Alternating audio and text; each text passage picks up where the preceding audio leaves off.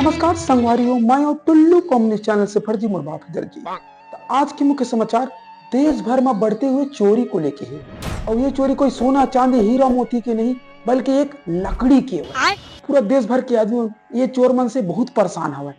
हाल ही में हमारे पास के गांव में नवा नवा घर बन के तैयार हो रही से मात्र 2 दिन बाचे रही से उद्घाटन में चोर मन दरवाजा के साथ साथ चौखट घरोला चोरा ले। और अति तो तब हो गए एक जन बाबा गर्मी के मारे खटिया लगा के अंगना में सुते रही सवाई। और भिन्ना जब पता चली खटिया के साथ साथ बाबा घलो गायब है। घर वाला बन जाके रिपोर्ट लिखवाई।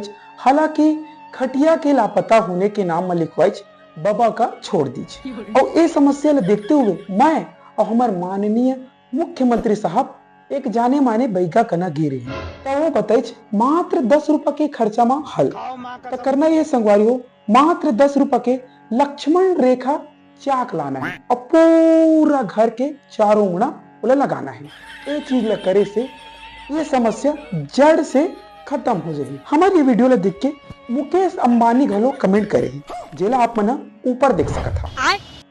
अब यही कहना है, सावधान रहा, सतर्क रहा, तब तक के दबा के कमाओ, दबा के खाओ।